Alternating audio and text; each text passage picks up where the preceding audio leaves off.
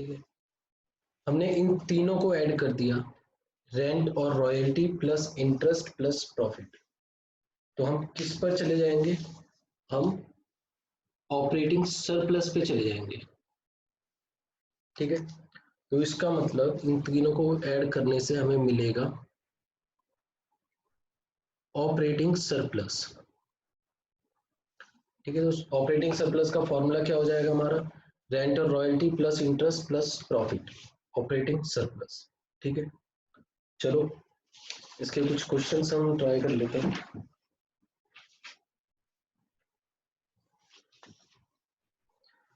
Operating surplus में हमें हमारे पास 4 क्वेश्चन हैं, क्वेश्चन नंबर 23, 24, 25 और 26। ठीक है, तो ऐसा करते हैं 24th क्वेश्चन या फिर 23rd क्वेश्चन कर लेते हैं।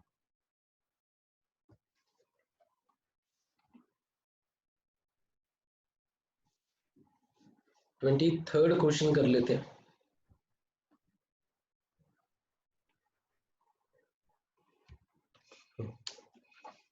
ट्वेंटी थर्ड क्वेश्चन में हमें ऑपरेटिंग सरप्लस कैलकुलेट करना है। हमें ये सारे आइटम्स दिए हुए हैं, bonus to employees, mix income, profit, dividend, corporate tax, rent, royalty, interest.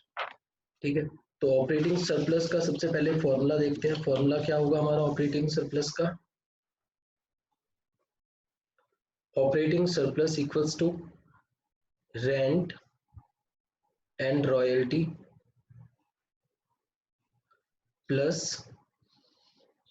Interest और प्लस प्रॉफिट। ठीक है, अब देखते हैं हमें क्या क्या गिवन है। तो अगर हमें इन तीनों के अलावा और भी कुछ गिवन है तो उसको हम इग्नोर करेंगे, जरूरी नहीं है कि उसको कंसिडर हम करें। जो हमें चाहिए बस हम वही लेने वाले हैं इस क्वेश्चन में से। तो चेक करते हैं हमें क्या क्या गिवन है इसमें। तो हमें प्रॉफिट गिवन है, प्रॉफिट है हमारा 100। ठीक है, तो प्रॉफिट हमने 100 ले लिया। फिर इसके बाद इंटरेस्ट देखते हैं कि हमारे पास इंटरेस्ट है। हाँ, इंटरेस्ट है हमारे पास 130, इंटरेस्ट हमने कंसिडर किया। फिर इसके बाद हमने देखा रेंट एंड रॉयल्टी दोनों अलग अलग दिया हुआ है, तो हमें इन दोनों को ऐड करना पड़ेगा, 80 प्लस 40। ठीक है, तो रेंट और रॉयल्टी को हमने प्लस कर दिया। तो देखते हैं ऑपरेटिंग सरप्लस हमारा कितना आएगा। ये आएगा हमारा 350। ठीक है, तो बिल्कुल सिंपल क्वेश्चन है ऑपरेटिंग सरप्लस के। इस क्वेश्चन में हमें बोनस टू एम्प्लॉयज दिया हुआ है। बोनस टू एम्प्लॉयज किसका पार्ट होता है, bonus to employees compensation of employees का पार्ट होता है, तो वो हम कंसिडर नहीं करेंगे, जरूरत नहीं है उसकी। हमें प्रॉफिट गिवन था इस क्वेश्चन में, और डिविडेंड भी गिवन है और कॉर्पोरेट टैक्स भी गिवन है। अब मुझे बताओ, ये जो हमारा प्रॉफिट है 100, इसके अंदर कॉर्पोरेट टैक्स और डिविडेंड ऑलरेडी इंक्लूडेड होंगे, इसलिए हम उनको फिर से ऐड नहीं करेंगे। अगर हमें ये 100 रुपए का प्रॉफिट नहीं दिया होता तो हम क्या करते, फिर प्रॉफिट निकालने के लिए हम डिविडेंड, कॉर्पोरेट टैक्स और अनडिस्ट्रीब्यूटेड प्रॉफिट को ऐड कर देते। ठीक है, आगे चलते हैं। तो बिल्कुल सिंपल क्वेश्चन है, कुछ भी ऐसा नहीं है कि। अब आते हैं क्वेश्चन नंबर 26 पर। क्वेश्चन नंबर 26 में हमें, ये क्वेश्चन नंबर 26, इसमें हमें फाइंड आउट करना है operating surplus and compensation of employees. ये दो चीजें हमें फाइंड आउट करनी है। क्या क्या फाइंड आउट करना है, operating surplus and compensation to employees, ये दो चीजें हमें फाइंड आउट करनी है। चलो स्टार्ट करते हैं। गिवन क्या है हमें, गिवन क्या है हमें, हमें गिवन है, हमें गिवन है क्वेश्चन नंबर 26 में इनडायरेक्ट टैक्सेस, ये सारी चीजें हमें गिवन है। हमें क्वेश्चन नंबर 26 में जीडीपी एट मार्केट प्राइस भी गिवन है, कितना, 1800। ठीक है, ये हमें दिया हुआ है। ठीक है, तो क्या करेंगे, इसको बाद में यूज करेंगे, पहले हम स्टार्ट करते हैं अपना एनडीपी एफसी निकालना। क्या मैं इससे एनडीपी एफसी पे जा सकता हूँ जीडीपी एमपी से,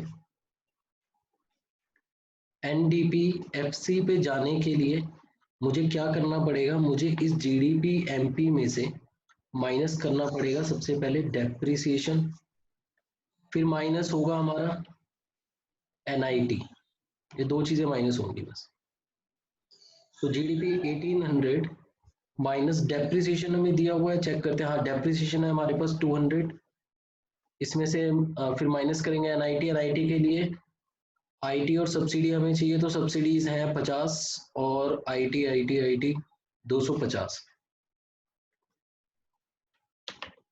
चलो, तुम्हारा एनडीपीएफसी कितना आएगा, 1600 माइनस 200, ये आ गया हमारा 1400। ये क्या आया, ये हमारा एनडीपीएफसी आया है। ठीक है, क्या हमें एनडीपीएफसी फाइंड आउट करना था? नहीं, हमें तो ऑपरेटिंग सरप्लस और compensation of employees find out करना है। ठीक है, चलो अब क्या करेंगे, अब इनकम मेथड से एनडीपीएफसी निकालेंगे। अब हमें इक्वेशन बनानी पड़ेगी। अब इसमें हम इनकम मेथड लगाते हैं। तो इनकम मेथड लगाएंगे। इनकम मेथड लगाने के लिए क्या करेंगे, NDP FC equals to compensation of employees plus rent and royalty plus interest plus profit और प्लस मिक्स्ड इनकम। ठीक है, ये सभी हमें प्लस करना है। एनडीपीएफसी हमारा कितना आया है, 1400। ठीक है, इसमें कंपनसेशन ऑफ एम्प्लॉयज ढूंढते हैं, काम दिया हुआ है या नहीं दिया हुआ। तो इस क्वेश्चन में हमें कंपनसेशन ऑफ एम्प्लॉयज हमारे पास नहीं है। ठीक है, तो क्या लेंगे, उसको 0 लेंगे। अब देखते हैं रेंट एंड रॉयल्टी है क्या हमारे पास। रेंट एंड रॉयल्टी हमारे पास है कितना, हाँ, रेंट एंड रॉयल्टी अलग अलग दिया हुआ है 20 और 100, तो प्लस हो जाएगा 100 प्लस 20। अब इंटरेस्ट फाइंड आउट करते हैं, इंटरेस्ट हो जाएगा हमारा 50। सॉरी, कंपनसेशन ऑफ एम्प्लॉयज तो हमें निकालना है, तो इसको सीओई लेना पड़ेगा। ठीक, 50 इंटरेस्ट आ गया। अब देखते हैं प्रॉफिट है हमारे पास, हाँ प्रॉफिट है 200। फिर इसके बाद mixed income, mixed income, mix income हमारे पास नहीं है, तो उसको 0 लेंगे। चलो, 1400 equals to compensation of employees plus, इनको सॉल्व करेंगे तो 120 170 370, कंपनसेशन ऑफ एम्प्लॉयज कितना आएगा, 1030। ठीक है, 1400 में से 370 माइनस हो गया, तो कंपनसेशन ऑफ एम्प्लॉयज आया 1030। तो कंपनसेशन तो निकल गया। अब हमें निकालना है ऑपरेटिंग सरप्लस, और ऑपरेटिंग सरप्लस का फॉर्मूला क्या होता है, ऑपरेटिंग सरप्लस का फॉर्मूला होता है rent plus royalty plus interest plus profit. तो हमें सारी चीज गिवन है, रेंट और रॉयल्टी ये रहा हमारे पास 120, इंटरेस्ट है 150 और 200 है हमारे पास प्रॉफिट। तो ऑपरेटिंग सरप्लस कितना हो गया, 470। ये हो गया हमारा ऑपरेटिंग सरप्लस। ठीक है, तो ये क्वेश्चंस तो बिल्कुल इजी है। ठीक है, अब हम स्टार्ट करते हैं हमारा नेक्स्ट मेथड की रिवीजन, और उस मेथड का नाम क्या है हमारा, एक्सपेंडिचर मेथड। किसको याद है एक्सपेंडिचर मेथड का फॉर्मूला, बोलो, किसी को याद है?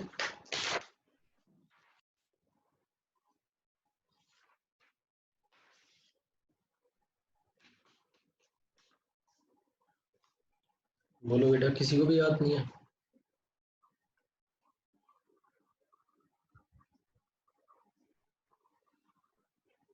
चलो एक्सपेंडिचर मेथड की बात करते हैं। बेटा हम क्या फाइंड आउट करेंगे एक्सपेंडिचर मेथड से, हम नेशनल इनकम फाइंड आउट करेंगे। चलो, तो हमने तीन मेथड थे। पहला मेथड था value addition method. Value addition method में हम प्रोडक्शन बेसिस पे निकालते थे, प्रोडक्शन को बेस लेते थे। इनकम मेथड में हमने इनकम को बेस लिया, पूरी कंट्री की इनकम को। अब हम क्या करेंगे, अब एक्सपेंडिचर मेथड में हम अपनी इकोनॉमी के एक्सपेंसेस को ऐड करेंगे, और इससे हमें क्या मिलेगा, इससे हमें जीडीपी एट मार्केट प्राइस मिलेगा। ठीक है, तो एक्सपेंडिचर मेथड से हमें क्या मिलेगा, हमें जीडीपी एट मार्केट प्राइस मिल जाएगा।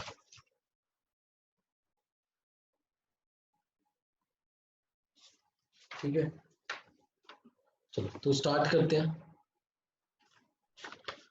तो सबसे पहले हम कौन सा एक्सपेंडिचर लेंगे? सबसे पहले हम एक्सपेंडिचर लेंगे कंजप्शन एक्सपेंडिचर। कौन सा? जो गवर्नमेंट करती है, गवर्नमेंट फाइनल कंजप्शन एक्सपेंडिचर। ठीक है, जो गवर्नमेंट ने कंजप्शन एक्सपेंडिचर किया, कंजप्शन एक्सपेंडिचर क्या होता है? जिसको हमने कंज्यूम किया और वो खत्म हो गया, अब वो पैसे हम वापस रिकवर नहीं कर सकते। फॉर एग्जांपल, अगर हमने एक आइसक्रीम परचेज की, तो आइसक्रीम परचेज करके हमने कंज्यूम कर ली, तो क्या अब वो पैसे रिकवर हो सकते हैं? नहीं बेटा, वो पैसे रिकवर नहीं हो सकते, तो वो कंजप्शन एक्सपेंडिचर हो गया। लेकिन अगर हमने कोई कार परचेज की है, तो कार तो हमारी सालों साल चलेगी, कैपिटल गुड्स है एक तरह का हमारे लिए। तो कार क्योंकि कंज्यूम नहीं होती, कार यूज होती है, ठीक है, धीरे धीरे कंज्यूम होती है। इसीलिए कंजप्शन एक्सपेंडिचर का मतलब क्या हुआ? जिसको हमने पूरी तरह कंज्यूम कर लिया, वन टाइम यूज वाले खासकर, तो उसको हम कंजप्शन एक्सपेंडिचर बोलते हैं। इसमें प्लस करेंगे प्राइवेट फाइनल कंजप्शन एक्सपेंडिचर।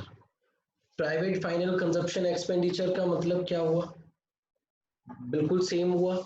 पहले हमने लिया था कि जो गवर्नमेंट ने एक्सपेंडिचर खर्चा किया है कंजप्शन पे, फिर हम ले रहे हैं जो प्राइवेट सेक्टर ने खर्चा किया है अपने कंजप्शन पे। प्राइवेट सेक्टर यानी जिसमें private limited companies, firms, partnership firms, ये सब आ जाती हैं, ठीक है। फिर इसके बाद हमने लिया gross domestic capital formation. Gross domestic capital formation.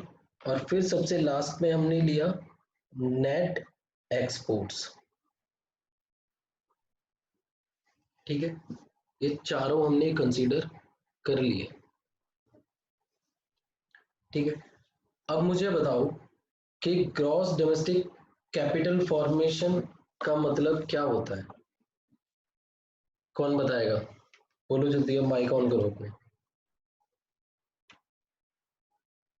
Bhanu, answer करो।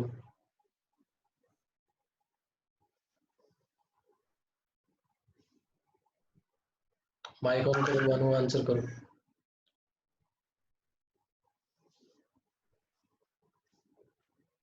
संस्कार,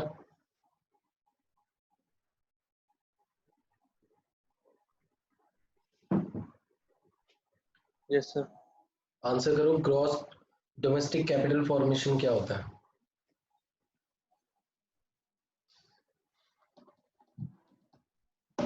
रोहन, तुम आंसर करो बेटा। सर जो हम हाउस होल्ड से ऑन एवरेज बेसिस जो भी मतलब जिनसे हम इनको सर मतलब बेच के सामान सर जो पैसे आते हैं वो। बेचकर सामान पैसे आते हैं, कुछ समझ में नहीं आया। इसमें तो हम खर्चे की बात कर रहे हैं, इसमें हम पैसे आने की नहीं बात कर रहे, इसमें तो हम खर्च करने की बात कर रहे हैं। बेटा खर्चे कई सारे तरह के होते हैं, लेकिन हम इकोनॉमिक्स पढ़ रहे हैं तो हमें इतना मालूम होना चाहिए कि खर्चे हमारे बेसिकली दो तरह के होते हैं। पहला होता है कंजप्शन एक्सपेंडिचर और दूसरा होता है इन्वेस्टमेंट एक्सपेंडिचर। कंजप्शन एक्सपेंडिचर हम अपनी नीड्स को सेटिस्फाई करने के लिए चीज़ों को कंज्यूम करते हैं और उनको कंज्यूम करने के लिए उन पर खर्चा करते हैं। लेकिन इन्वेस्टमेंट एक्सपेंडिचर को हम कंज्यूम नहीं करते हैं, उसके अगेंस्ट एक एसेट क्रिएट हो जाता है, ठीक है। फॉर एग्जांपल, मैंने अभी एक छोटा सा एग्जांपल है, हमने एक चॉकलेट खरीदी और चॉकलेट को हमने खा लिया, तो ये कंजप्शन एक्सपेंडिचर हो गया। लेकिन हमने कार परचेज की है, तो हमारा कंजप्शन एक्सपेंडिचर नहीं होगा। क्यों? क्योंकि उसके अगेंस्ट, उस खर्चे के अगेंस्ट एक एसेट क्रिएट हो गया है, कार आ गई है मेरे पास, और कार खत्म थोड़ी ना हो जाएगी, मैं खा थोड़ी ना जाऊंगा कार। तो इसीलिए एक हो गया हमारा कंजप्शन एक्सपेंडिचर और एक हो गया हमारा इन्वेस्टमेंट एक्सपेंडिचर, ठीक है। एक हो गया कंजप्शन एक्सपेंडिचर, एक हो गया इन्वेस्टमेंट एक्सपेंडिचर। तो दो तरह के हमारे ज्यादातर खर्चे होते हैं। तो हमने कंजप्शन एक्सपेंडिचर तो प्लस कर दिए, ठीक है, लेकिन इन्वेस्टमेंट एक्सपेंडिचर हमने अभी तक प्लस नहीं किया है। तो इन्वेस्टमेंट एक्सपेंडिचर हम कौन से हेड में लेंगे, इसमें। ये हमारा एक तरह का इन्वेस्टमेंट एक्सपेंडिचर है।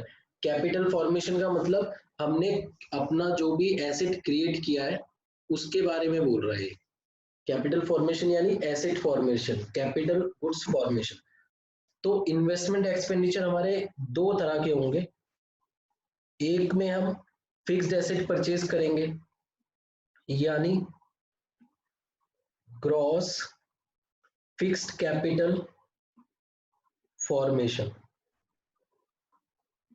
इसमें हमने फिक्स्ड एसेट परचेज किए। और दूसरी इन्वेस्टमेंट क्या होगी, ये करंट इन्वेस्टमेंट होगी। ठीक है, करंट इन्वेस्टमेंट फॉर से चेंज इन स्टॉक। स्टॉक में भी तो हम इन्वेस्ट ही करते हैं ना, उसको कंज्यूम थोड़ा करते हैं आगे बेचने के लिए। तो ये क्या हो जाएगा हमारा, closing stock minus opening stock. समझ में आया? सबको समझ में आया? आंसर करो मुझे। Yes sir. खर्चे हमारे हमेशा दो तरह के होते हैं, तो ये याद रखना। एक होता है कंजप्शन, ठीक है, हम जो घर का सामान लेकर आ रहे हैं, खाने पीने का सारी चीजें, बेटा वो कंजप्शन एक्सपेंडिचर होता है। एक होता है इन्वेस्टमेंट एक्सपेंडिचर, हमने गोल्ड खरीदा, हमने कार खरीदी, हमने घर खरीदा, एसी खरीदा, रेफ्रिजरेटर खरीदा, टीवी खरीदा। ये क्या होते हैं, ये कंजप्शन नहीं होते, ये हमारे इन्वेस्टमेंट एक्सपेंडिचर होते हैं एक तरह के। ठीक है, इसमें हम पैसा सिक्योर कर लेते हैं अपना, ये खत्म नहीं हो जाता, पैसा एसेट में कन्वर्ट हो जाता है। तो अब इन्वेस्टमेंट एक्सपेंडिचर को भी हमने फर्दर डिवाइड कर दिया, तो ये gross domestic fixed capital formation क्या हो गया, ये हमारा इन्वेस्टमेंट एक्सपेंडिचर हो गया। ठीक है, gross domestic fixed capital formation ये हमारा इन्वेस्टमेंट एक्सपेंडिचर हो गया, और ये दोनों हमारे कंजप्शन एक्सपेंडिचर हो गए। ठीक है, अब हमने इस इन्वेस्टमेंट एक्सपेंडिचर को भी दो एक्सपेंडिचर में डिवाइड कर दिया। पहला हो गया फिक्स्ड इन्वेस्टमेंट, फॉर एग्जांपल जैसे हमने फ्रिज खरीदा, एसी खरीदा, कार खरीदी, यानी फिक्स्ड कैपिटल हमने खरीदी या फिर फिक्स्ड एसेट हमने खरीदे जो सालों साल हमारे पास रहेंगे। और दूसरा हो गया जो हमने शॉर्ट टाइम के लिए परचेज किया, यानी करंट एसेट्स में इन्वेस्टमेंट। पहला हो गया फिक्स्ड एसेट जो एक साल से ज्यादा चलेंगे, दूसरा हो गया करंट एसेट जो एक साल से कम चलेगा। ठीक है, तो एक साल से ज्यादा वही चलेंगे जो फिक्स्ड एसेट्स हैं, और एक साल से कम क्या चलेगा हमारे पास, स्टॉक। तो हमने चेंज इन स्टॉक लिया, delta stock, change in stock. तो इन दोनों को हम ऐड करेंगे तो हमारा क्या आ जाएगा, हमारा ग्रॉस डोमेस्टिक कैपिटल फॉर्मेशन यानी इन्वेस्टमेंट एक्सपेंडिचर आ जाएगा एक तरह का। ठीक है, फिर इसमें हम प्लस करेंगे नेट एक्सपोर्ट, और नेट एक्सपोर्ट का फॉर्मूला क्या होता है, एक्सपोर्ट माइनस इंपोर्ट। ठीक है, नेट एक्सपोर्ट का फॉर्मूला क्या होता है हमारा, एक्सपोर्ट माइनस इंपोर्ट। ठीक है, चलो, तो एक्सपेंडिचर मेथड हमारा इतना ही है। अब हमें क्या करना है, अब हमें इसके क्वेश्चन सॉल्व करने हैं। कर लेते हैं, कोई इशू नहीं। तो सबसे पहला क्वेश्चन है हमारे पास, क्वेश्चन नंबर 27। क्वेश्चन नंबर 27 कर रहा हूं मैं।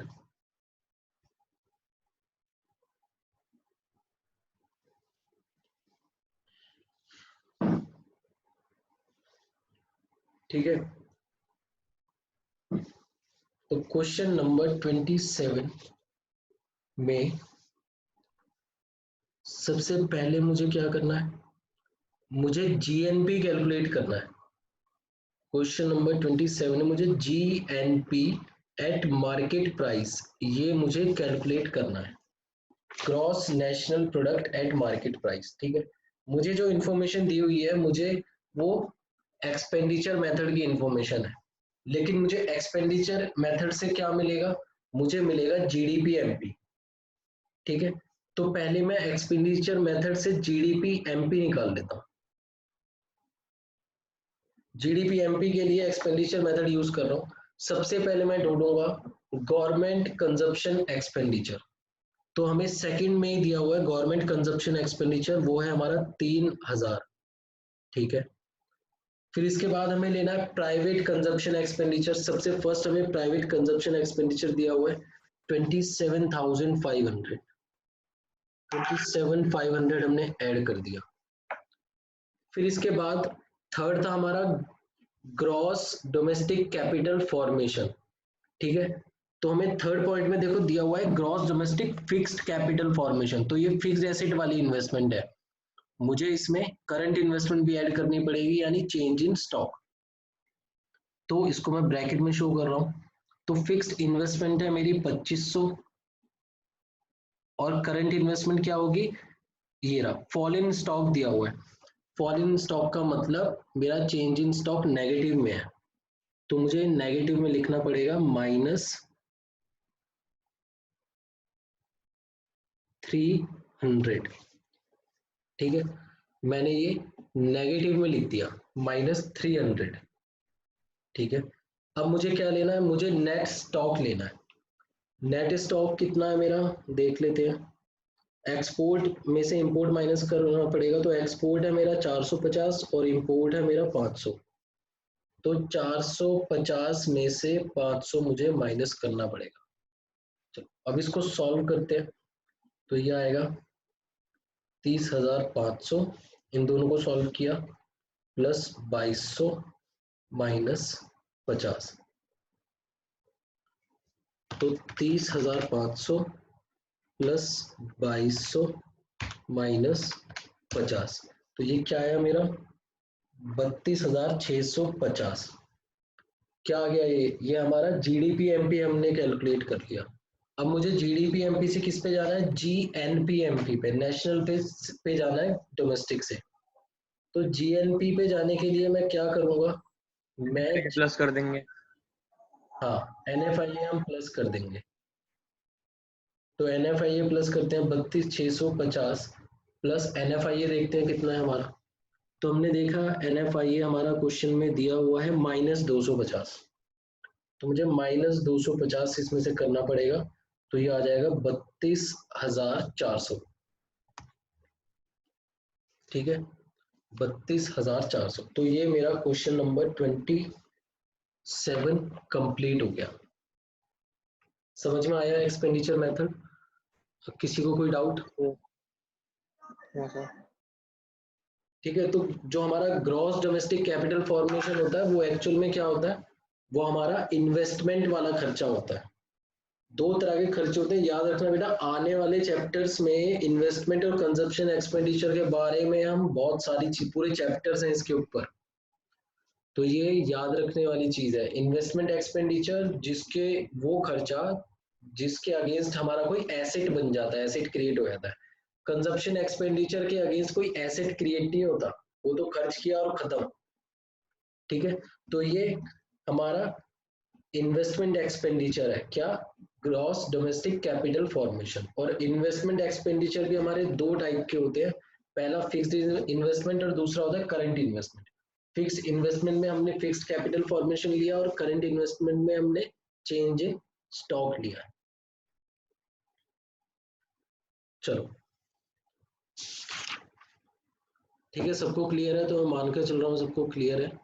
अब हम आगे चलते हैं, एक क्वेश्चन और करते हैं।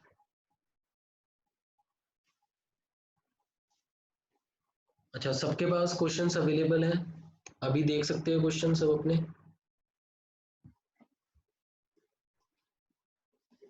बोलो जल्दी से। स्क्रीन पे। हाँ, हाँ सर। स्क्रीन पे देख सकते हो तो देखो, अगर किसी के पास दूसरा फोन है तो उस पे देख लो, किसी के पास लैपटॉप है तो उस पे देखो, क्योंकि क्वेश्चन सामने होना चाहिए। जब हम क्वेश्चन सॉल्व करते हैं तो क्वेश्चन कोशिश क्या करो कि उसको सामने रखा करो क्वेश्चन को। क्वेश्चन नंबर 31 है हमारे पास।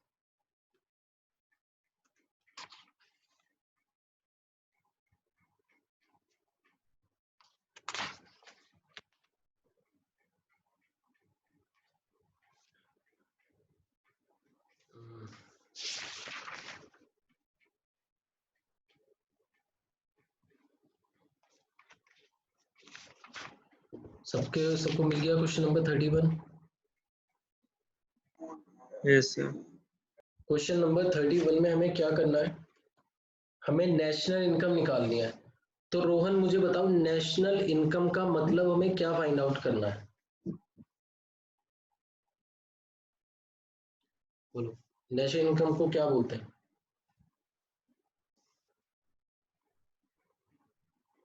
Sir NDPFC. एनडीपीएफसी बेटा डोमेस्टिक इनकम होती है, क्योंकि बीच में डी आ गया डोमेस्टिक। नेशनल के लिए एनएनपीएफसी एनएनपीएफसी होती है। एनएनपीएफसी। एनएनपीएफसी बिल्कुल ठीक है। तो क्वेश्चन नंबर 31 में हमें इनकम मेथड्स भी अप्लाई करना है और एक्सपेंडिचर मेथड भी अप्लाई करना है। हम किसी भी मेथड से एनएनपीएफसी पे जाएं, हमारा आंसर सेम आना चाहिए। तो इनकम मेथड तो नहीं, लेकिन हम एक्सपेंडिचर मेथड से एनएनपीएफसी निकालेंगे।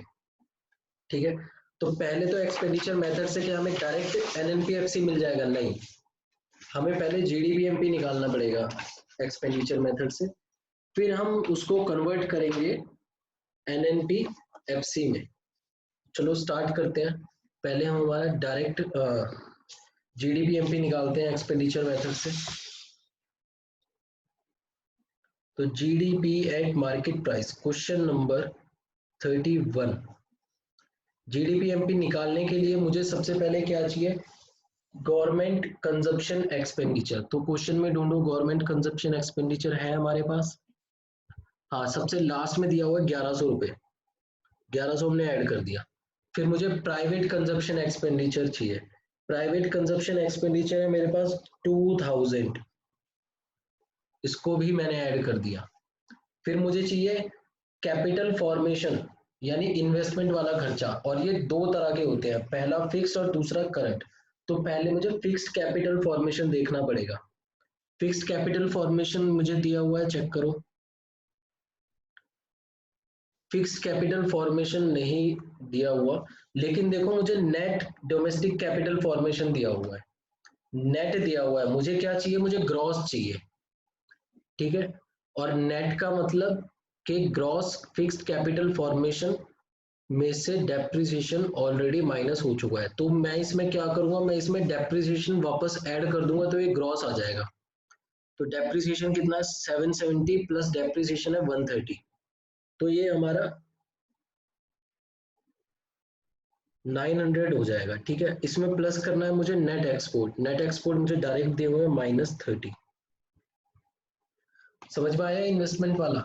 इसमें मुझे फिक्स्ड और करंट अलग अलग नहीं दी हुई, लेकिन मुझे टोटल इन्वेस्टमेंट एक्सपेंडिचर दिया हुआ है, वो भी नेट में दिया हुआ है। मुझे ग्रॉस में लेना है उसको, तो इसको ग्रॉस में कन्वर्ट करने के लिए मैंने 770 में डेप्रिसिएशन ऐड कर दिया। तो कितना आएगा मेरा? 2 3100, 4000, 3970। ये क्या आ गया मेरा? ये मेरा जीडीपी एमपी आ गया। अब मुझे जीडीपी एमपी से एनएनपी एट फैक्टर कॉस्ट पे जाना है। तो क्या करूंगा? जीडीपी एमपी में से सबसे पहले माइनस करूंगा डेप्रिसिएशन। ठीक है, फिर प्लस करूंगा डोमेस्टिक से नेशनल पे आने के लिए एनएफआईए, फिर माइनस करूंगा एनआईटी। तो 3970, डेप्रिसिएशन है मेरा 130, माइनस कर दिया। एनएफआईए देखते हैं कितना दिया हुआ है हमें। एनएफआईए हमें माइनस में दिया हुआ है 20। ठीक है, तो -20 लिख देते हैं। अब एनआईटी माइनस करना है। एनआईटी के लिए मुझे आईटी और सब्सिडी चाहिए। आईटी सब्सिडी कहाँ पर है हमारा? एनआईटी मुझे डायरेक्ट दिया हुआ है 120, तो 120 मुझे माइनस करना पड़ेगा। ठीक है, तो कर देते हैं। तो कितना आएगा चेक कर लेते हैं। 3970 माइनस 270, तो कितना आया ये मेरा? ये आया मेरा 3700। ये क्या आ गया? हमारी नेशनल इनकम आ गई। ठीक है, क्वेश्चन क्लियर है? क्वेश्चन समझ में आया? Yes sir. ठीक है, यस सर। तो ग्रॉस डोमेस्टिक कैपिटल फॉर्मेशन होता है वो समझ में आ गया। एक्चुअल में क्या होता है? मेरा इन्वेस्टमेंट एक्सपेंडिचर होता है। अगर हमें वो डायरेक्ट नहीं दिया हुआ तो हम फिक्स्ड इन्वेस्टमेंट एक्सपेंडिचर और करंट इन्वेस्टमेंट एक्सपेंडिचर को ऐड कर देते हैं। ठीक है, जैसे हमें प्रॉफिट नहीं दिया होता तो हम 3 कैटेगरी को ऐड करते हैं। किस किस को? अनडिस्ट्रीब्यूटेड प्रॉफिट, कॉर्पोरेट टैक्स और डिविडेंड को। तो इसी तरह अगर हमें ग्रॉस डोमेस्टिक कैपिटल फॉर्मेशन नहीं दिया हुआ तो हमें फिक्स्ड कैपिटल फॉर्मेशन और चेंज इन स्टॉक ऐड करना पड़ेगा। ठीक है, तो इसके क्वेश्चंस की प्रैक्टिस जरूर करो। ठीक है, तो आगे अब हमने मिसलेनियस क्वेश्चन स्टार्ट किया है। मिसलेनियस में क्या होगा, तीनों मेथड्स के क्वेश्चंस होंगे। ठीक है, तो कम से कम मिसलेनियस वैसे तो बहुत सारे क्वेश्चंस हैं, जितने ज्यादा करोगे उतना अच्छा है, लेकिन कम से कम हम 7 से 8 क्वेश्चन तो इसमें प्रैक्टिस के लिए करेंगे। ठीक है, 7-8 क्वेश्चन करेंगे तो हम इसमें परफेक्ट हो जाएंगे। तो चैप्टर नंबर 4 हमारा कंप्लीट हो चुका है। कल से हम स्टार्ट करेंगे हमारा, पहले डाउट्स लेंगे तो उसकी प्रैक्टिस जरूर करना। ठीक है, डाउट्स आएंगे तो मैं क्लियर कर दूंगा वो। कल से हम स्टार्ट करेंगे हमारा चैप्टर नंबर 5, और चैप्टर नंबर 5 का क्या नाम है हमारा, मनी। ठीक है, तो कल सेम टाइम हम मिलेंगे, फिर आगे चलेंगे। तो आज के लिए इतना ही करेंगे। सभी अपना ख्याल रखो बहुत अच्छे से, और पढ़ाई करते रहो, होमवर्क भी करते रहो। ठीक है, thank you sir. Thank you sir. Welcome.